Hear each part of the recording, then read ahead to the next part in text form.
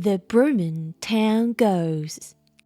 Some tales are old, so old that the truth begins to rust.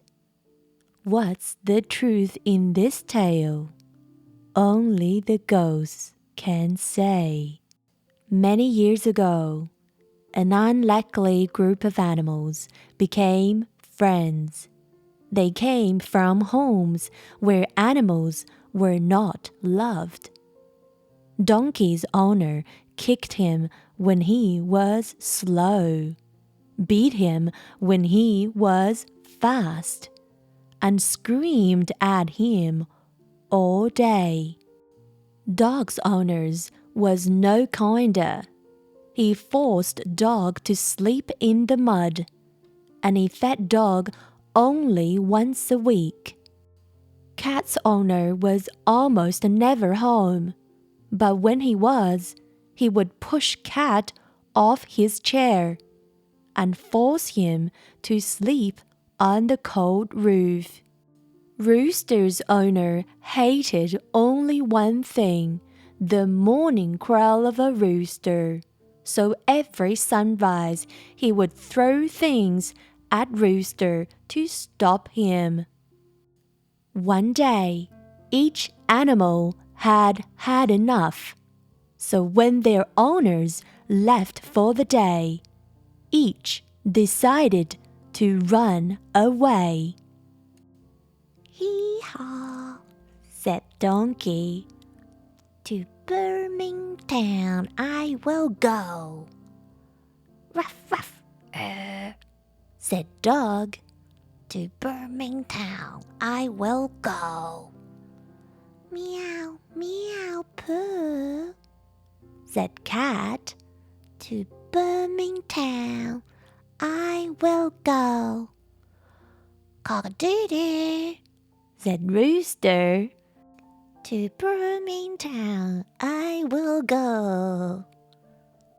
On the road, the animals met. They joined together and sang, "Cock-a-doodle, meow, hee-haw, ruff. Now we can escape from a life too tough."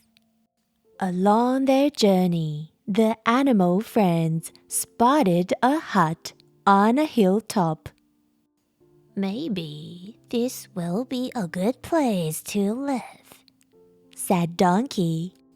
As they approached the hut, the animal friends saw a light. A group of robbers were inside, counting their money and feasting on a grand meal. "We are so hungry," cried the Rooster. "How can we get some of that food?" asked Donkey. "Let's scare off the robbers," said Cat. "We can pretend to be a ghost," said Dog. So Dog climbed on top of Donkey. Cat climbed on top of Dog, and Rooster hopped on top of them all. They leaned against the window, casting a giant ghostly shadow. Then they began to make loud, haunting noises. "Ooh!" Frightened, the robbers fled the hut, and as they fled, the animals saw who the robbers were. Their mean and evil owners. The animal friends raced in.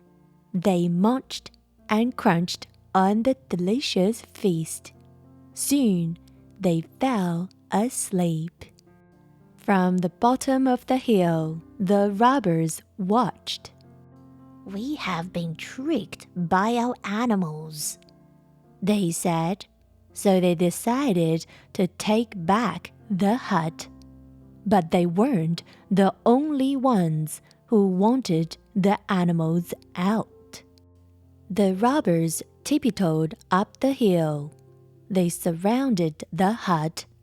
Then on the count of 1, 2, 3, they give a fearsome row. Row. The animals dashed around the hut for a place to hide. They tried one closet door, then another, and another, but none would open. Something was holding them shut. And as the robbers burst in, a gaggle of ghosts floated into the room. Plop, flop, drop. In an instant, the animals and robbers fell dead from fright. To this day, their ghosts haunt the hut. At night, visitors hear strange noises, screams of terrified animals, moans of trapped robbers. They are the last sounds the visitors ever hear. The end. Thank you for listening, boys and girls. This is from Your Story Fairies. Have a good night.